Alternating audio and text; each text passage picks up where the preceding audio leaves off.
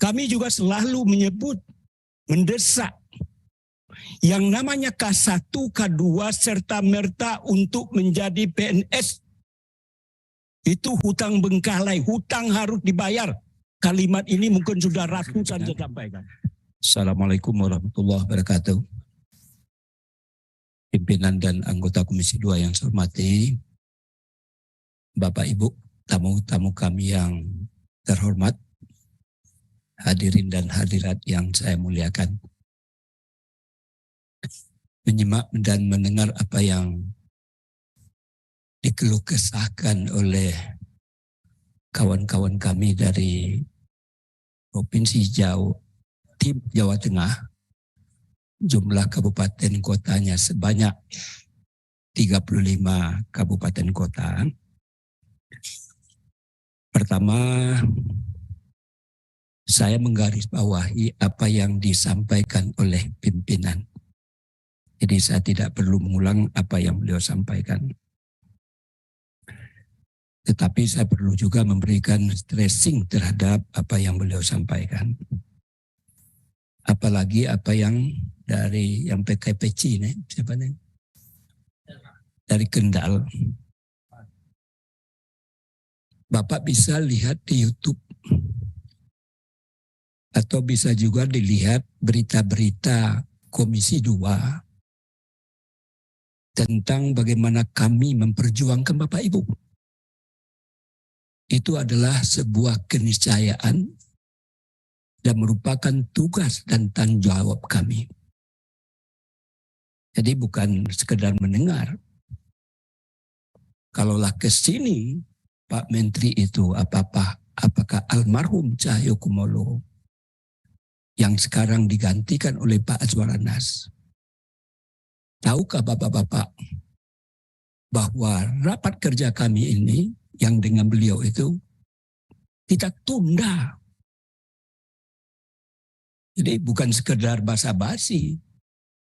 Kita cerca itu kebijakan-kebijakan yang tidak berpihak kepada honorer.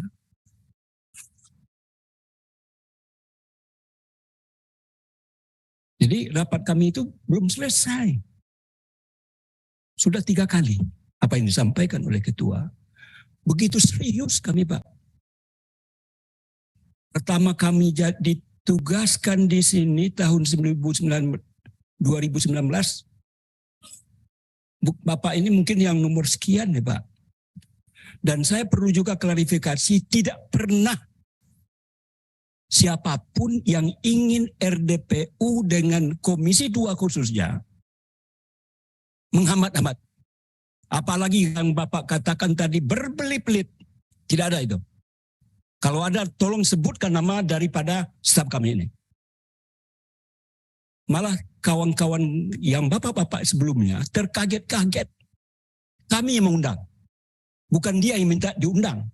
Bukan dia yang minta datang ke sini. Kami yang minta. Dalam berbagai persoalan sesuai dengan tupoksi kami. Apakah masalah pertanahan, masalah honorer, dan lain sebagainya. Apalagi bapak-bapak saya merasa prihatin apa yang Bapak sampaikan. Saya sebelum keluar SKPNS saya juga honorer di perpustakaan di kampus ketika itu merasakan pahit getirnya. Apalagi bapak-bapak yang mengilustrasikan tadi. Bisa kalau saya ilustrasikan ini menangis ya Bapak Ibu. Jadi jangan dituduh kami ini sekedar mendengar dan untuk bukti nyata itu lihat di YouTube. Rapat kerja Komisi 2 dengan Menpan RB, apa yang dibicarakan, bagaimana sikap daripada anggota terhadap apa yang disampaikan oleh Menpan RB itu. Ini perlu saya klarifikasi. Yang kedua adalah, kami juga selalu menyebut, mendesak, yang namanya K1, K2 serta merta untuk menjadi PNS. Itu hutang bengkalai, hutang harus dibayar. Kalimat ini mungkin sudah ratusan saya sampaikan. Namanya bukan belas kasihan pemerintah, tidak. Kewajiban. Ini perlu saya sampaikan. Juga apa yang disampaikan oleh Ketua tentang penghapusan 28 November 2023 sudah juga kita bicarakan. Kalau penghapusan dimaksudkan adalah para honorer menjadi P3 dan ASN, Bapak pasti setuju dan Bapak Ibu. Jadi jangan a priori dulu apa yang dimaksud oleh kebijakan PP 48 itu. Kalau itu yang dimaksudkan kita setuju, jangan tolak-tolak begitu saja. Tapi persoalannya mampu dan beranikah pemerintah untuk mengakomodir itu. Termasuk juga kan dalam langkah melindungi Bapak Ibu. Jangan lagi pemerintah kabupaten kota merekrut. Sebab ini akan menjadi malapetaka juga bagi Bapak Ibu, makin banyak. Iya, itu maksudnya. Itu saya paham itu. Berkaitan dengan SE, saya betul juga bicara tentang hal itu. Saya dari Dapil Sumbar. Ternyata kebijakan dari Menpan RB ini bagus, baik. Gunanya apa? Untuk mengaca, untuk melihat, untuk mengetahui seberapa banyak jumlah daripada pegawai non-ASN ini. Tadi diproyeksikan oleh Ketua 500, 800, tetapi membengkak 2,4 juta lebih. Artinya apa? Tadinya Bapak Ibu tidak termasuk, sekarang masuk. Jadi jangan jangan kita beranggapan SE ini tidak bagus. Saya juga mempertanyakan bahwa SE itu bukanlah ranah untuk menjadikan honorer itu menjadi P3K atau ASN. Tetapi mau dibawa kemanakan? Apa solusi yang terbaik untuk mencari persoalan-persoalan yang Bapak Ibu suarakan ini? Oleh karena itu, saya juga tidak tahu nih dari yang Bapak sampaikan, apakah masih ada di antara Bapak Ibu yang belum terdata terhadap surat SE 2022 itu? Banyak.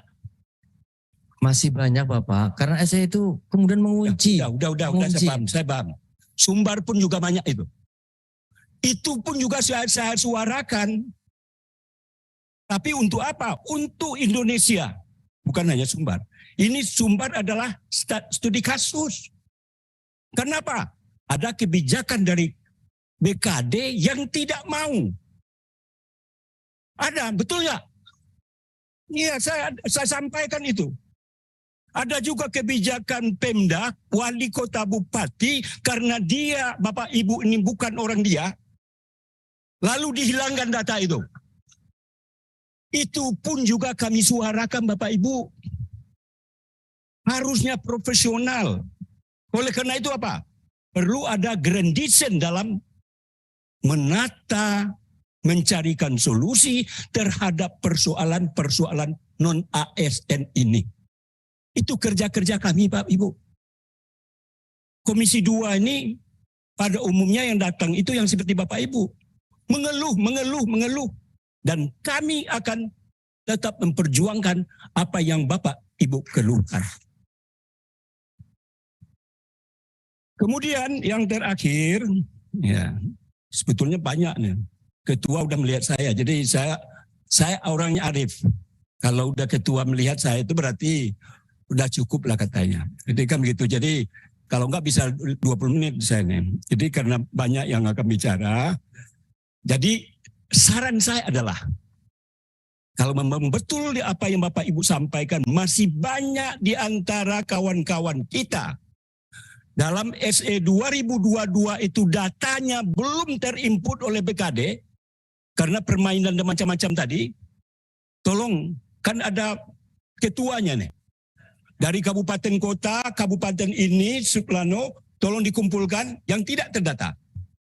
Ini menjadi bahan juga bagi kita. Pada hari ini jumlahnya adalah 2,4 juta sekian, kemudian diverifikasi menjadi 2,3, bisa-bisa menjadi 5 juta. Ini baru contoh soal Jawa Tengah. Saya sampaikan tadi, Sumatera Barat juga banyak. Nah, supaya berdaya guna, berhasil guna pertemuan kita, jadi bukan sekedar mendengarkan saja, tidak. Saya menantang Bapak Ibu sekarang. Kapan bisa Bapak Ibu melakukan pendataan kawan-kawan yang non ASN yang belum terdata sesuai dengan surat SE 2022 itu, bekerjalah Bapak-Bapak untuk kepentingan kawan-kawan Bapak, bukan hanya untuk Bapak. Nah, kirimkan kepada Komisi 2. Bisa tembusannya kepada Menteri Menpan RB tersebut, bahwa banyak bengkalai yang harus diselesaikan oleh pemerintah berkaitan terhadap bagaimana non-ASN ini dicarikan jalan keluar yang terbaik. Barangkali demikian pimpinan, terima kasih. Assalamualaikum warahmatullahi wabarakatuh.